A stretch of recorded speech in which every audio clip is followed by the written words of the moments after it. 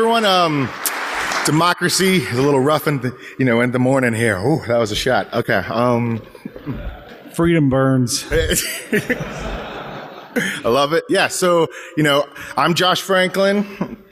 And I'm Kevin Franklin. And we're going to talk about some of the like online election hijinks that we've been seeing since 2012, and then basically talk about our efforts to protect the 2018 midterm elections. We'll basically be seeing some typo squatting on large, well-known political figures, political parties. Also take a look at malware inside of campaigns and state election websites. So this is a real important disclaimer. This work really does not represent the opinions of our employers. This is personal work. We do this on personal time. I'm working out of the basement. He's working out of the basement. It is intended to be party agnostic, despite my goon-like colors. And my blue one. Yeah. So not a goon. Yeah.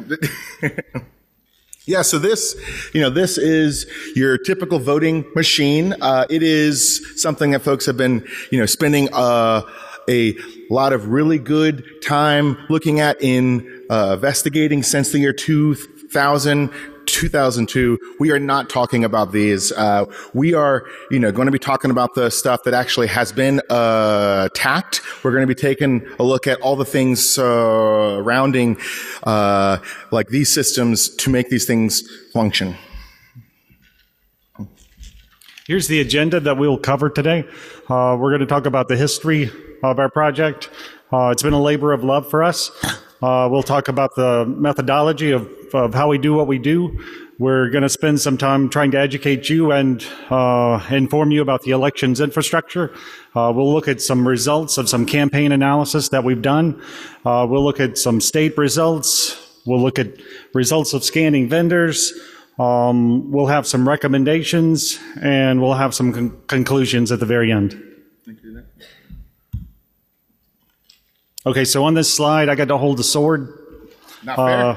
It was a big deal for me, so I wanted to have a white top hat, but so I'm Kevin Franklin. Yeah, and I'm Josh Franklin, so I've been in the game since '04. Since I started in college, I've been working with election systems in some form or fashion ever since. I helped set up and run and repair voting machines in the state of Georgia for about 5 years while I was in college, and then I moved to the U.S. Election Assistance Commission, where I basically did testing and certification of voting systems, and then I moved to the National Institute of Standards and Technology, where I've been basically leading some of the cybersecurity aspects of the voting project there. I have recently worked there, and I'm not speaking for any of those folks. Yeah, and my background is IT. I've been in IT for about 30 years. My history really is in performance and optimization of code, transactions per second, think of it that way. Early on, I did some work with Lockheed and with NASA. I've been in big data for about the last 20 years, and I work for a financial institution. Word. Yeah. This one's yours, man. Yeah.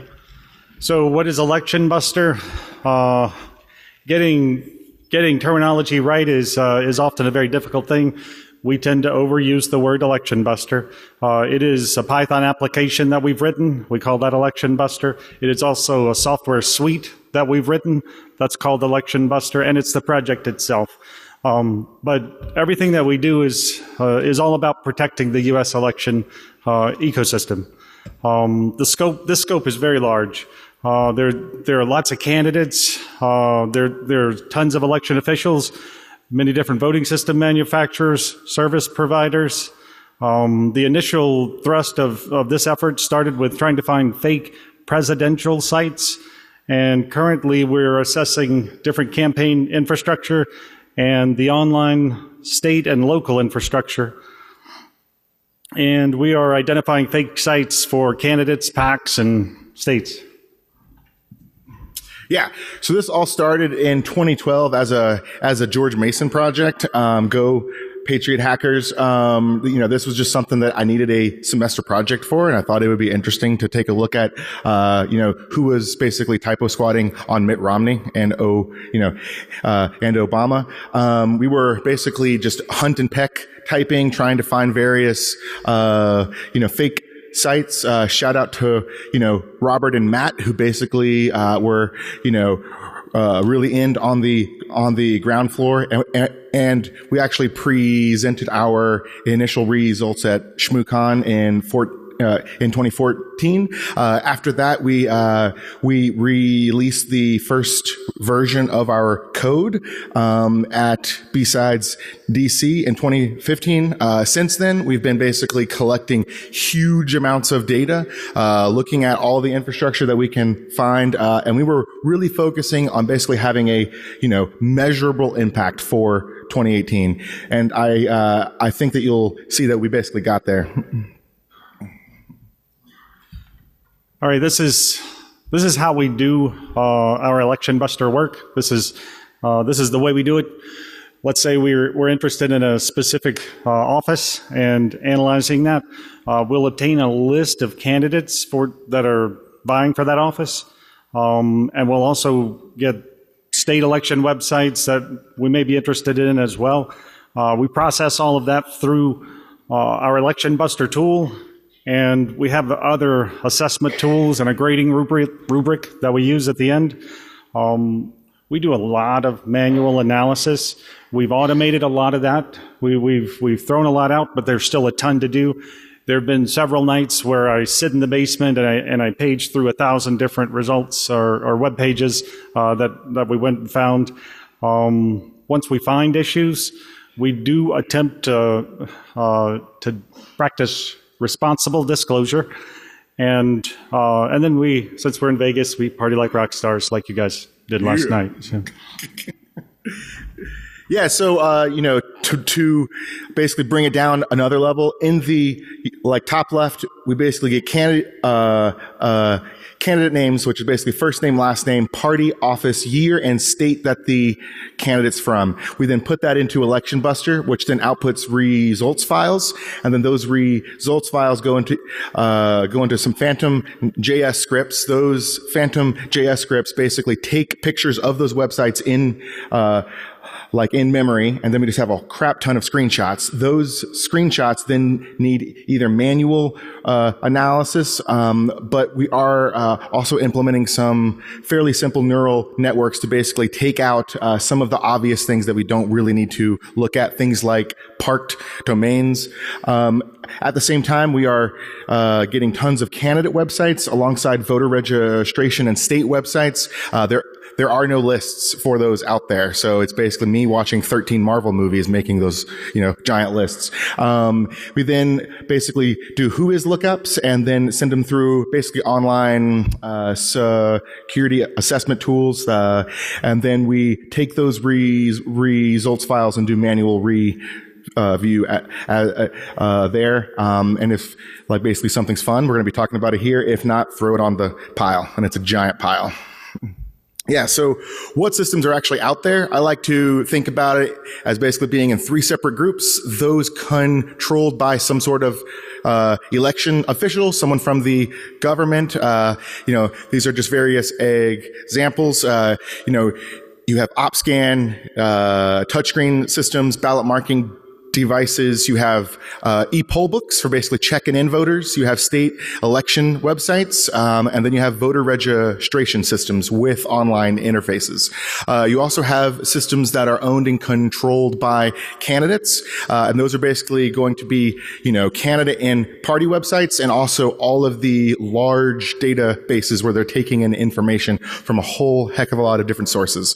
And then finally, you have basically third-party sites, stuff like PAC and stuff from nonprofits, Rock the Vote, that sort of stuff. This, infographic, what it's, trying to really show here, is basically how information flows from a voter, into various parts of the election system. There's, 3 main ways that I would really say that, information leaves a voter here. Voters voluntarily give information to, candidate websites and parties. So that, that's going to be like first name, party affiliation, money. And that's,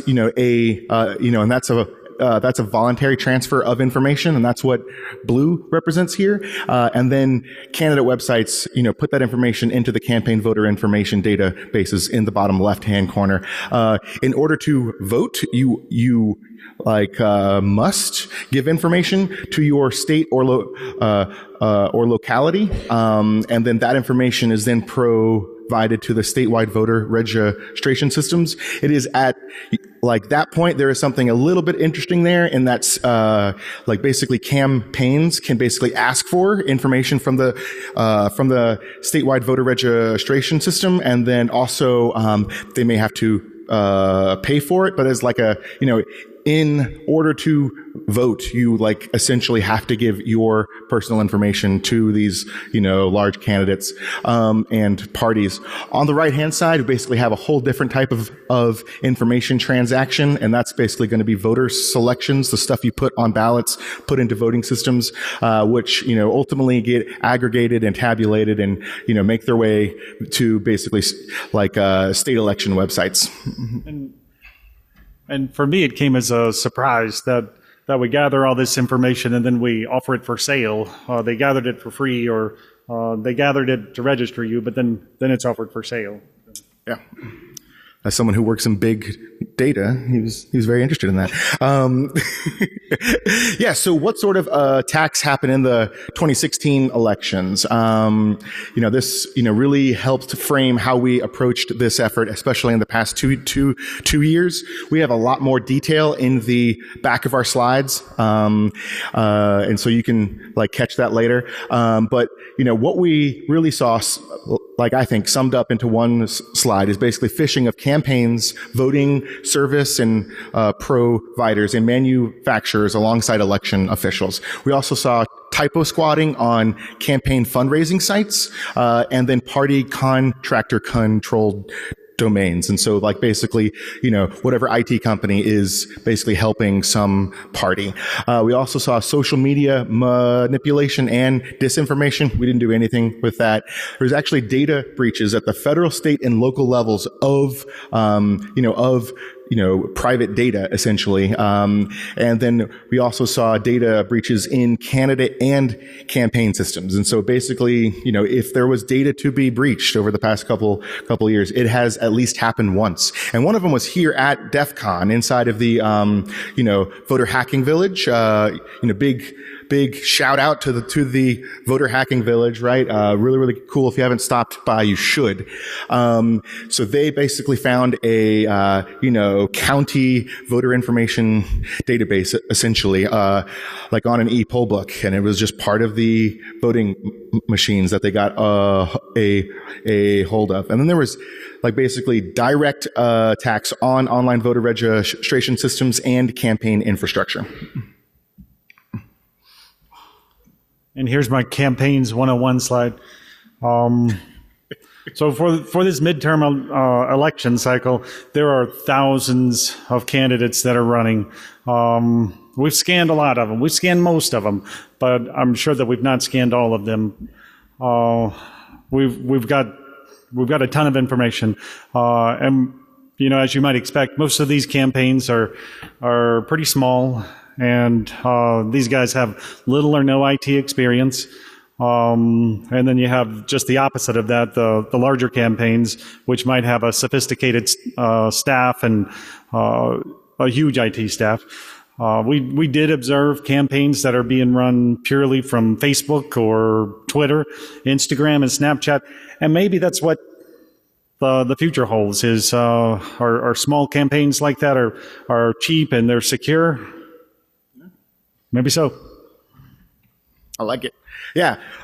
Back in 2012, here's some of our, fairly early 2012 findings. The really big thing that we found was a fake DNC and fake RNC accepting donations. And then, we also found a couple in infected political action committee sites. What you can see here at the bottom is a screenshot from a Google search result called "Our Country Deserves Better" PAC, and I'm not sure if they really want to be selling Viagra. I don't know what they're trying to say our country needs to get better at, but so basically they have been compromised and they are basically actively hawking pharmaceuticals. This is the fake DNC site that we found at this point in time in 2012. The DNC did not own DemocraticNationalCommittee.org. Someone else did. There was also a like an RNC corollary as well. And this was, it's an okay site. I mean, it doesn't super look fishy or odd, but there is a nice big make a donation button there. And those, from what we could tell, they were actively taking contributions and not passing them along to the DNC. We reported this to the FBI, and they were, subsequently taken down. In 2014, that's really when I was brought into the project by Josh. He brought me in to look at some of the code or to give him a hand with some analysis, and it was really our first iteration of Election Busters. We did find some NRCC sites that could potentially confuse voters. So you might be thinking that you're donating to a certain candidate, but you're really giving to the other guys. We found that some of the candidate sites were actively distributing malware. We also found some leakage of sensitive WHOIS information, and it did highlight the need to focus on our analysis. Yeah. I mean, so this looks to be a pro Ann Kirkpatrick website. It's got great web design. It's got a, very nice picture, a very large donate button, right? That's like 1/8 of the whole page is that one donate button. What you don't realize is if you don't read that small black text, you're actually voting for her opponent. And we saw 12 other sites like these, and there was a little box at the very, very bottom of all these sites that said owned and operated by the National Republican Congressional Committee. And those were really interesting. We found another one here. This is Phil Gingrey, I think is his first name. He was running for Senate in Georgia. His site was just basically distributing malware to anyone who happened to stop by. Probably not the best way to get campaign contributions, is to have a nice dropper there. We tried to actually contact him over Twitter to no avail. This is where we first ran into responsible disclosure being a big problem, and saying, hey, actually it's kind of difficult to contact these folks and let them know that they need to sort their stuff out. And this is the output from our Election Buster application. It's a directed graph is the representation here. Perhaps the text is very difficult for you to read out in the audience, but at the center here you can see it's Hillary's main site, hillaryforpresident.com. This is data that we gathered on election day of 2016. I took that data and put it into R. There's an iGraph package in R that's good for network diagrams. Some of the nodes around it are Jeb for president, Rubio 2018, Walker.vote, and Cruz sucks. Okay. Yeah, I got that in the mic really well. So, but what you can see is how she is, I saw examples on both sides, but how she is squatting on the domain names of several of her competitors, which is a common practice, certainly not illegal. And here's one for Donald Trump in the 2016 election. He did the same thing, or someone did the same thing. I don't know if he did this, but Jeb Bush is being redirected to Donald J. Trump. We have President Cruz, and we have Jeb for president. Ted 2016 is going there as well. These are the fun graphs to draw. And this one's really tiny. So this is 2018. This is middle of July of this past month. Let's see what we have. Gillibrand for president. Rock 2020. Dwayne The Rock Johnson. Dwayne, yeah. Jumanji. And I don't know if any other one. Trump for Prez. Friends of Trump. Yeah, it's not as exciting. Yeah, here we go. So here's where, we've been doing this for a little while, and we saw one of our biggest failures in our project, and I think that's okay. It's good to take lessons learned, but it was unfortunate this was such a big lessons learned moment. So we took Election Buster and made a version of it made for PACs and like other NGO type organizations, and we actually pointed it at Act Blue, which is the primary funding platform for the Democratic Party. And what you would do is, if you're a candidate, you basically take Act Blue and embed their widget into your site, and you can take money.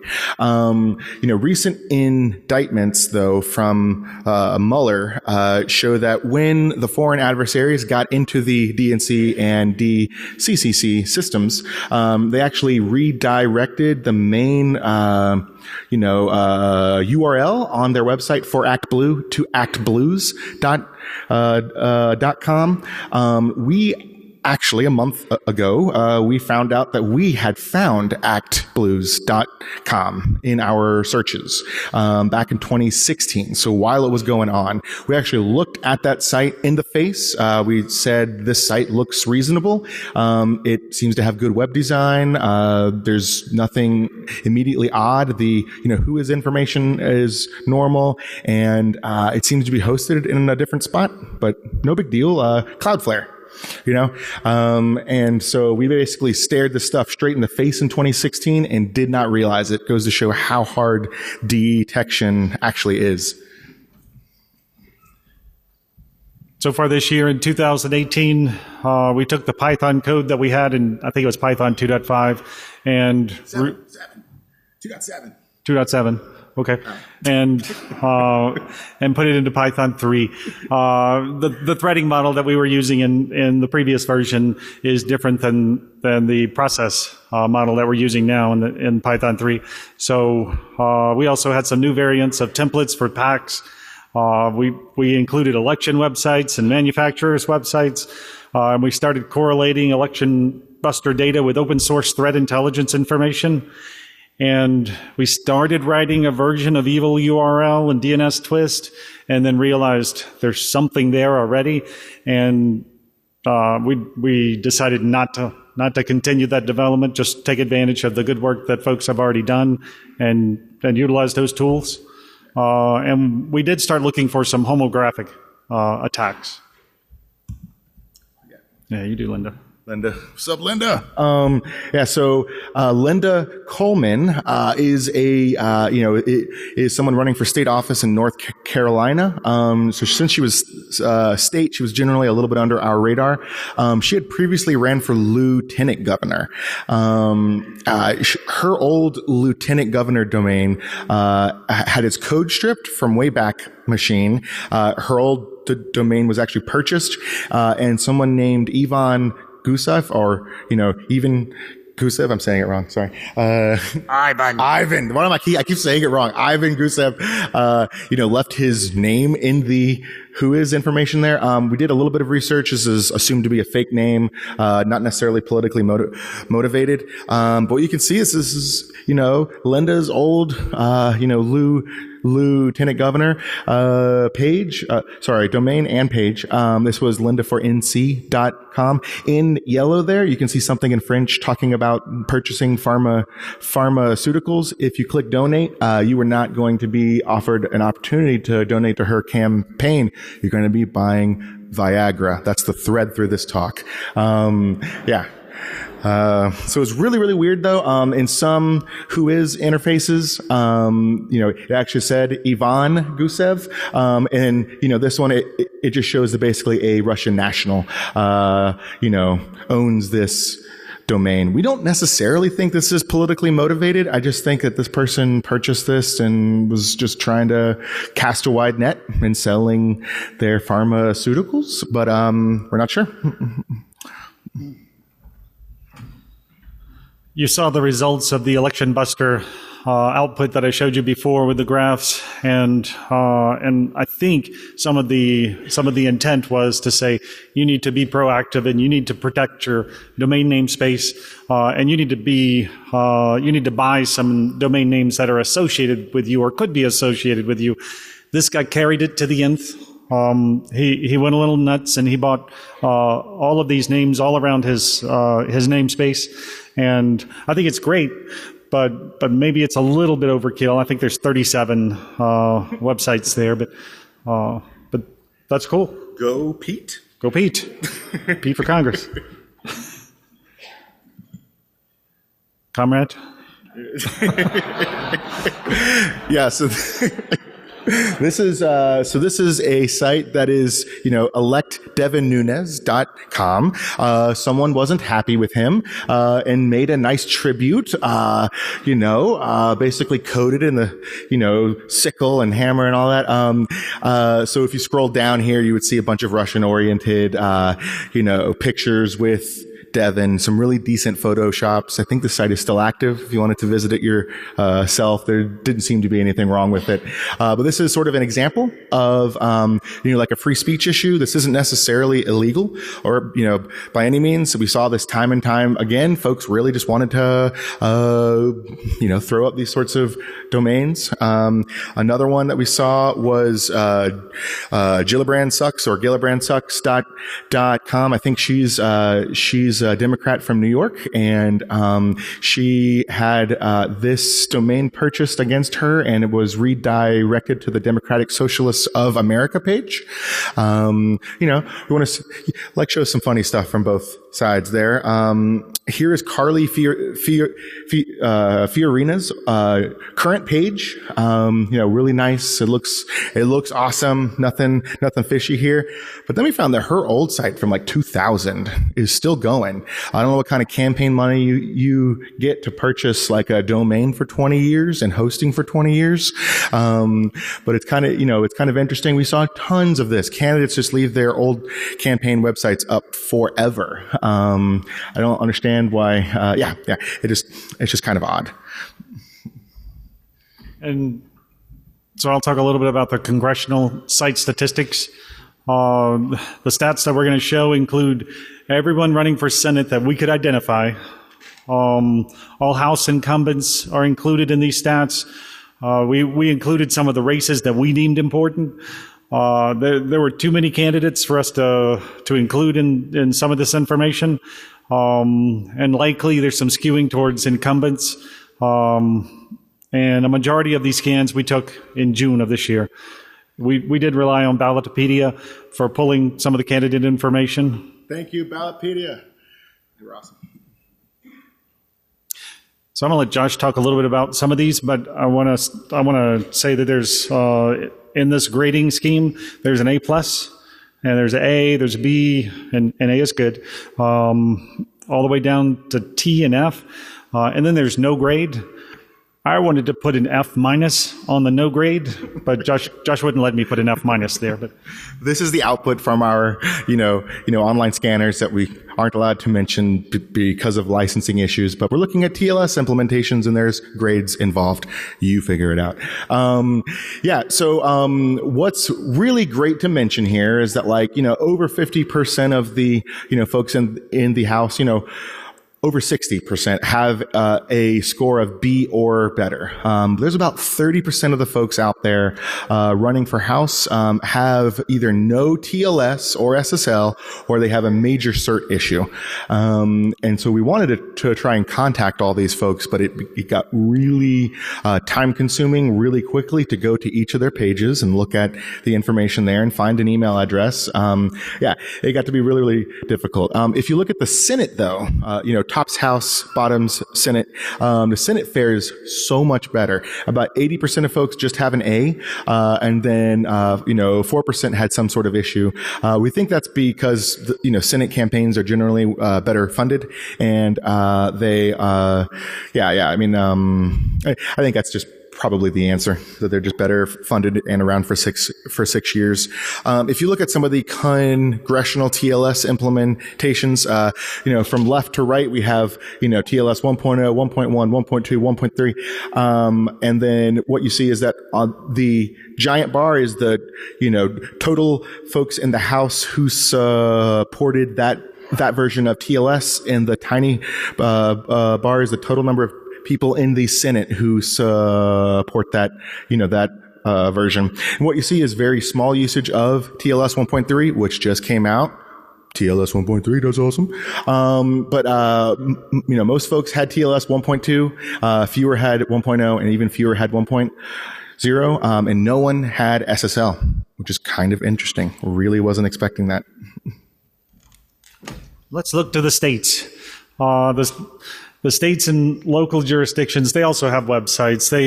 They host election websites as well. Those election websites, they provide information, results, and they help register voters. The sites could be hosted by the Secretary of State, the State Board of Elections, or some other third-party group like Cloudflare or Google. The overwhelming majority use a .gov top-level domain. Others use .us or .org TLD. And about half of the voter registration systems, they move from .gov to .us or .org. Just not sure why. It's a little chaotic there. Oop, back one. You're going everywhere, man. So this is what one of those voter registration systems look like. Honestly, they're just a web app. You basically put in information about who you are. There's basically knowledge-based authentication going on. And this is how you register to vote in 37 out of 56 states and territories. Speaking of the 56 states and territories, Americans, MOA is unincorporated U.S. territory. They actually run separate .gov and .org sites, which is fairly common. We don't know why. Maybe the older .org site gets, kept alive. I'm really unclear as to why that happens. They were using Drupal, and they were, basically, affected by a Drupal vulnerability, as you do. And they actually were we're distributing malware to all of the folks who came to their site. It was something that we, contact them about. There's a big time difference there, obviously. We actually called them up. They were a one-person IT operation, and they tried to fix it, and then it kept coming back, and then it ended up being that you could only get the malware version of their site if it came from an IP outside of the US, which is really strange. I don't quite understand what's going on there. Maybe they knew about us or something. I have no idea. Something weird was going on there. This is what the, affected website looked like. You can see the, Chrome address bar on the top, on the top left saying this is dangerous.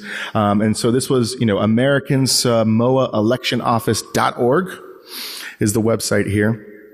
And then stuff started to get weird when we were reviewing everything for this talk.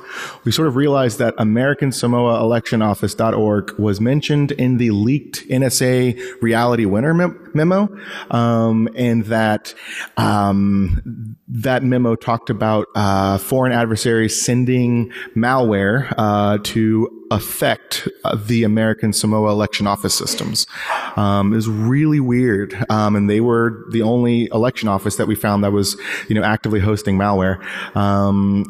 Although strange, we do believe this to be coincidental, partially because it just seems to be a random Drupal vuln that was exploited. And the fact that you have to come from outside of the US in order to get the page. But we're not quite sure. This is me? Okay. Remember, there are voter registration systems, and then there are State Board of Election websites. And we put those into two different buckets. They host two different types of information, very, very different sensitivity of the information there. So the voter registration site grades. Everyone's heard about these systems being under attack over the past 2 years. What's really great news is that an overwhelming majority got over a score of B or better. That's awesome. I think it's really, really sweet. We did have 2 Fs there, and we had a C as well. We think this is really cool information to have because it's sort of like a measurable thing that folks can be, graded against in the future to see if we're getting better, worse, what have you. When we contacted the first F state there, they fixed it immediately. They were extremely happy to get that information. They're like, cybersecurity is really important to us, and they fixed it ASAP. The other C and the other F, it was a little more complicated. We are 2 guys coming from, Gmail addresses, so that doesn't look awesome. It's probably a good thing that they were really worried and on guard against people phishing them. But it took over a month to get a response, and the only way that we were able to get a response was to go through back-end channels. And we'll sort of talk about how to improve that later. All these are all fixed now, which is dope. So HSTS use inside of voter registration systems. So we saw that not a lot of folks, only about 25% of the VR systems had HSTS. This is HTTP strict transport security, and this basically can help stop man-in-the-middle attacks when you're initially requesting the HTTP version of a page versus an HTTPS version of the page. No one was on the HSTS preload list. And we think that would be a really great thing for voter registration systems to basically sign up for. 10 minutes till the show starts. Okay. That was an all that reference. Voter registration vulnerabilities. There was no Heartbleed. There were no Poodle. We did see some robot, but we had difficulty parsing those results for some reason, so they're not displayed here. Beast was a fairly common occurrence there. There are a number of states that still have that in there. Not the biggest issue, but definitely want to see if we can get that sorted and cleaned up. You want to do this one? No? Okay. Mow through. So the election sites. Typically, states have like a Department of State site or a Secretary of State site. They might also have a State Board of Elections site. They might just have a voter registration site to tell you where to go register to vote and to lead you to their voter registration system. And they might also have a results site. So you can imagine results.pennsyltucky.gov. About 20% of the folks, of the sites that we took a look at had some critical issue, typically just not using TLS or having a cert shared with a couple hundred sites, which is a little bit weird. That was sort of like a cloud misconfiguration issue. We think still haven't got that completely sorted. I think the only way, initially we were sort of being told by states that they don't need to have TLS on their websites. It wasn't until that we said this doesn't just protect you, this actually protects your voters as well, that we started to see that argument seemed to have some weight with them. And all these aren't quite sorted yet, but we're working to get these sorted. These sites were a little bit older. They were a little bit worse off. Robot was also in about half, probably. Beast was in half, and there was also Poodle. No one had Heartbleed, again, which is awesome. That's a great news. People should be saying good things when we have good news, right? Everything's not on fire. You're up. Okay. So it turns out that vendor sites, vendors have websites too. So these are the people who might produce some of the software or some of the hardware. Might be some voting system resellers, and it could be voter registration vendors or voting service providers. And We saw some failures here as well. We did contact the vendors. Good news here is we did contact the vendors, and they were able to address everything pretty quickly. Except for one. Kind of got crappy with me. It sort of turned into this is not a vulnerability. Don't call this a vulnerability. You're a vulnerability type issue. And I was like, listen, I don't care. Fix it. They were like, don't ever talk about this to anyone. So we're not saying anything. Yeah. And I think we're at the recommendations. Okay. We got 7 minutes left. We got this. Okay, so recommendations to campaigns. Beware what you click. Everyone already knows this. Two-factor, auth, even on personal accounts. I think the campaigns definitely know this now. But here's a big one that still isn't really addressed. If you're going to run a website, you need to basically defensively typo squat on your own name. You just definitely need to. We have basically a giant list of ones that you should purchase in the back that we saw as being most common.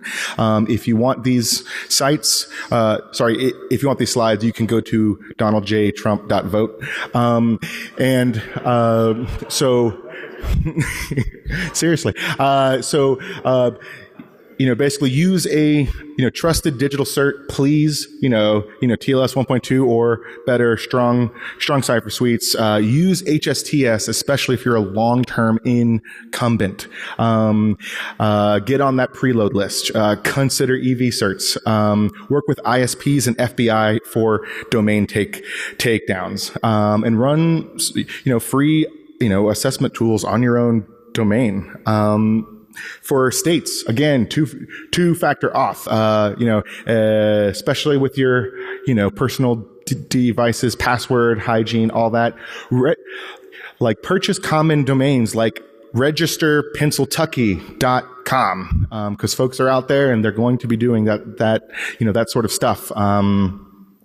Maintain a trusted cert. This was a big issue. States just didn't have trusted certs. Use TLS. That's a really reasonable baseline web thing. Get on the HSTS preload list. It is free. It is one sheet of paper online you have to fill out. If you don't have a .gov site, please get a .gov site because that was a big issue.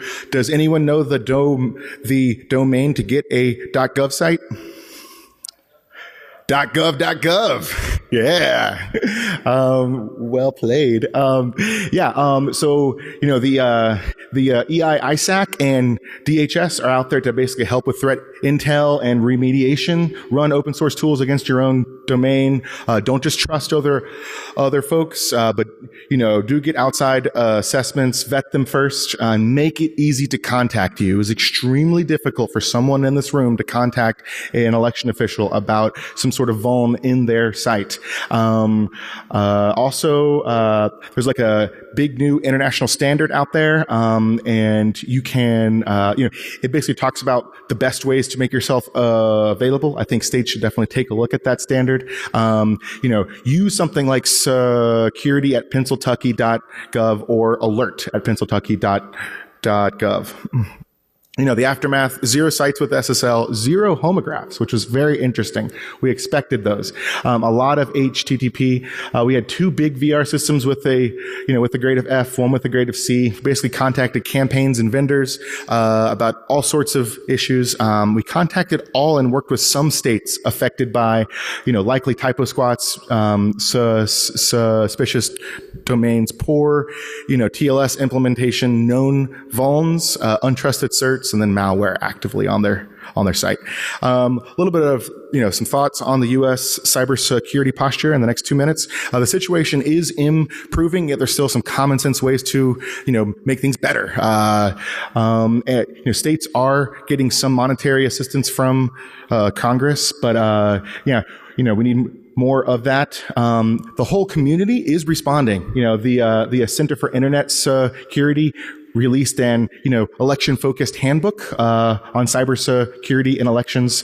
The Center for Democracy and Technology and the Center for Technology and Civic Life basically work together to make, classes for election officials to learn cybersecurity basics. And then the Defending Digital Democracy effort is, focusing on campaign cyber out of Belfer Center in Harvard. Last slide. We need to continue defending our elections. We need to, do more, better at larger scale and faster. So we assessed the bare minimum of web security. What was legal? We honestly think we shouldn't have found what we found. It is difficult to talk with election officials about some of this stuff, but that doesn't mean that it's not worth it. Responsible disclosure is very important in the field of elections, especially when folks are actively using these systems to run elections. Listen, if you don't vote, you're helping the attackers. You're ultimately, making the system worse. In my opinion, all this can be done by ordinary citizens. All of y'all can actually help here, right? And if you want to help, get involved, work the polls. Folks really, really need you. I like the woo. Yeehaw! That's what we'll do, okay? So for a copy of everything, you can also go to Please Go Vote. Thank you so much, everyone. Thanks, guys. High five.